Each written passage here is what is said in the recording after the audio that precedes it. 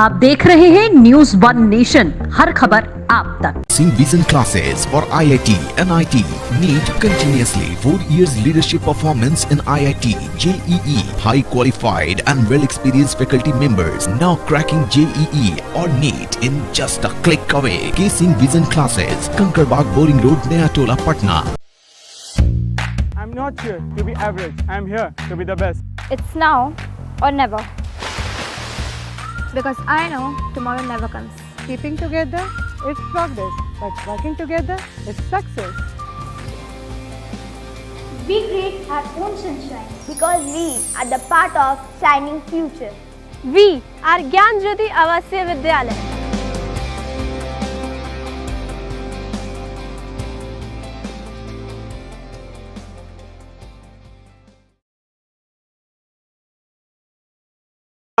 मैं विवेक कुमार। बिहार विधानसभा चुनाव को लेकर के चुनावी ललकार बहुत सीट के लिए गहमागहमी चल रहा है। हर एक क्षेत्र में, चाहे वो बक्सर हो, भोजपुर हो, हर तरफ सीट के लेकर के चुनावी मारामारी चल रही है।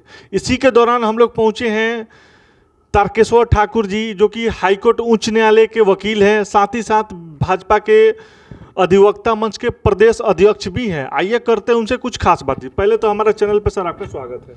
बहुत बहुत धन्यवाद, शुभकामना आपके चैनल को विवेक जी। जी सर। सर बात करेंगे चुनाव को लेकर के। चुनाव में इस बार एनडीए की राजनीति क्या होगी?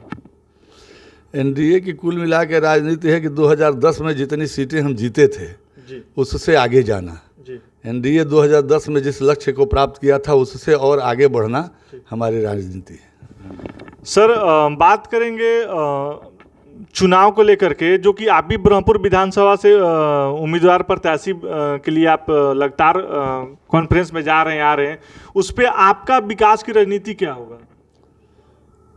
आप हमारे विकास की बात कर रहे हैं, आप क्षेत्र के विकास की बात? बिल्कुल, आपके क्षेत्र के विकास की बात कर रहे हैं। ब्रह्मपुर विधानसभा 199 विधानसभा क्षेत्र की बात कर रहे हैं। ब्रह्मपुर विधानसभा के विकास के लिए जो हम लोगों की योजना है, हमारे मन में जो विजन है, जो रोड मैप है, वो यह है कि ब्रह्मपुर का आधा एरिया बाढ़ग्रस्त इलाका है, दियारा इलाका है।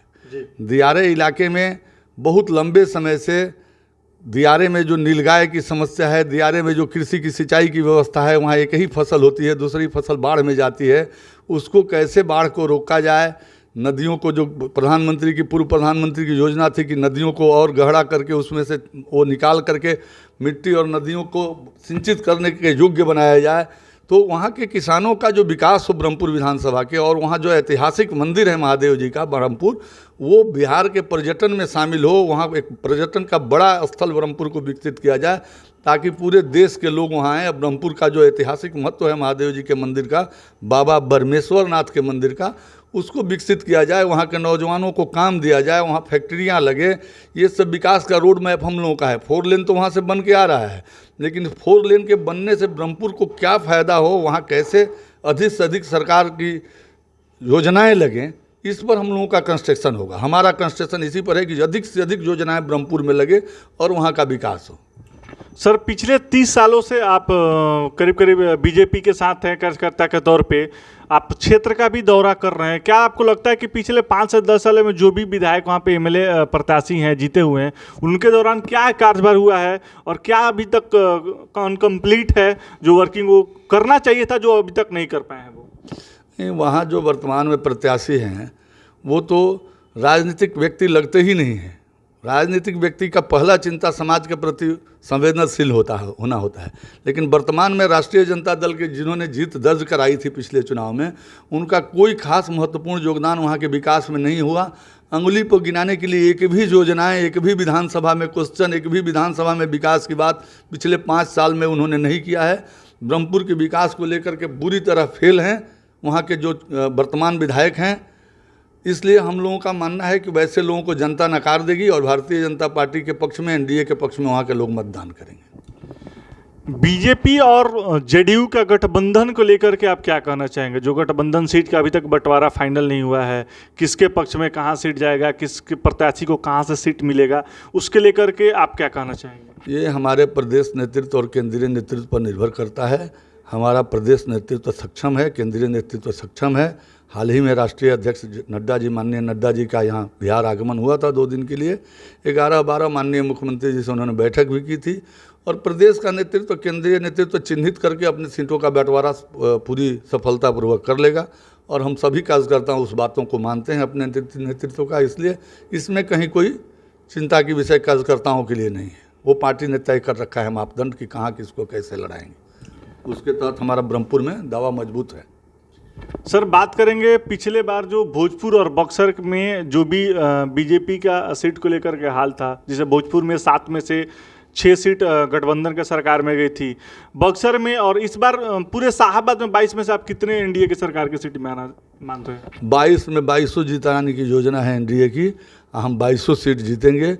पिछले क्या हुआ, पीछे की बातों को नहीं याद रखते हैं। हम सब आगे बढ़ने वाले कार्यकर्ता हैं, पार्टी को आगे ले जाने की बात करते हैं और 2200 विधानसभा में एनडीए को जीत दिलाने के लिए योजनाबद्ध तरीके से एनडीए के कार्यकर्ता काम कर रहे हैं। विस्तारक निकल के गांव-गांव बूथों तक हमारी कमेटियां बनी हैं। शक्ति केंद्र पर हमारे मजबूत कार्यकर्ता पार्टी का काम विस्तार दे रहे हैं। इसलिए हमारा दावा है कि शाहाबाद के 22 विधानसभा में 22 पर एनडीए की जीत होगी। सर, एक क्वेश्चन आपसे और करना चाहेंगे। आप क्षेत्र का दौरा कर रहे हैं, क्या आपको लगता है कि इस बार बीजेपी की तरफ से आपको वहाँ पे प्रत्याशी बनाया जाएगा और आपकी जीत 100% होगी? पार्टी से मेरी ये मांग है कि मैं चूँकि शाहपुर बगल में 198 का रहने वाला हूँ, मेरा पैतृक घर शाहपुर है जी, और पार्टी ने शाहपुर शुरू से ब्राह्मण कोटे में रखा है। भाजपा का प्रत्याशी वहाँ ब्राह्मण ही होता है और हमारी पार्टी से यह मांग है कि ब्रह्मपुर जब हरदम हमारी जाति के भूमिहार ब्राह्मण कैंडिडेट होते हैं, तो मैंने जो अपना 3 दशक ब्रह्मपुर और बक्सर और शाहपुर में काम में लगाया है, पूरे भोजपुर बक्सर का जो मैंने काम देखा है और यहाँ का प्रतिनिधित्व बिहार की भाजपा की कमेटियों में, प्रदेश कमेटियों में, विभिन्न दायित्वों में जो मैंने निर्वहन सफलतापूर्वक किया है पिछले 3 दशकों में, दर्जनों पदों पर रहकर, तो मैंने ब्रह्मपुर भोजपुर को रिप्रेजेंट किया है, शाहपुर को रिप्रेजेंट किया है। शाहपुर के सटा हुआ बॉर्डर ब्रह्मपुर है और शाहाबाद के 22 विधानसभा में एक ही चिन्हित सीट हमारी जाति का भूमिहार ब्राह्मण का कैंडिडेट हरदम ब्रह्मपुर से होता है। इसलिए मैंने अपनी दावेदारी वहाँ ठोकी है कि मेरी भी ससुराल इस शाहाबाद नहीं, बिहार के सबसे बड़े गांव ब्रह्मपुर विधानसभा की सेमरी में है, उसका मुझे लाभ मिलेगा। मेरा ममहर जिसको बोलते हैं, जिसका राजनीति में लाभ मिलता है, ब्रह्मपुर में है, गायघाट में, उसका मुझे लाभ मिलेगा।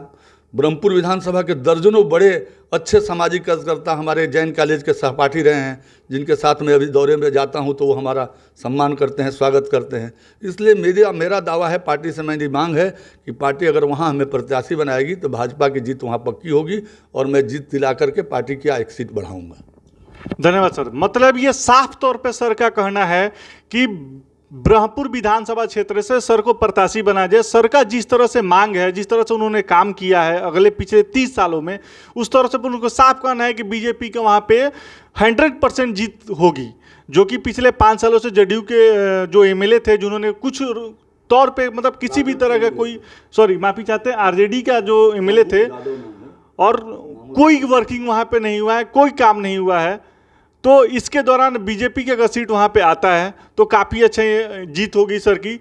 मतलब ये साफ तौर पे हो चुका है कि वहाँ पे बीजेपी सीट अगर देती है सर को तो वहाँ पे जीत 100% बीजेपी की रखी होगी।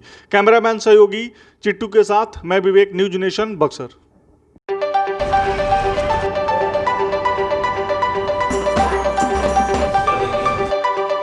Do you know that 50% of a child's intelligence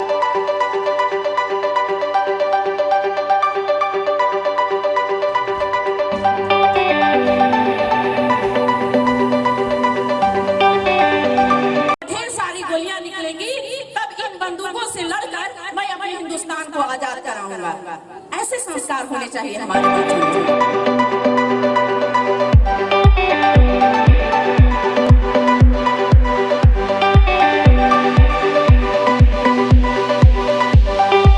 बाजपन से छुटकारा, निसंतान दंपतियों को अब बाहर जाने की जरूरत नहीं। बिहार के शाहाबाद में पहली बार प्रसिद्ध डॉक्टर वंदना सिंह के द्वारा टेस्ट ट्यूब बेबी सेंटर का शुभारंभ आधुनिक मशीनों द्वारा किया गया है। निसंतान एवं महिला संबंधित संपूर्ण इलाज हेतु शाहाबाद का पहला और एकमात्र सारी सुविधाओं एवं जांच की सुविधा सहित अस्पताल।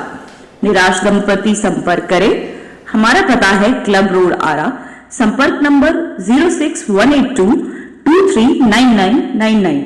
हमारा मोबाइल नंबर है 73 23046525 8986293408.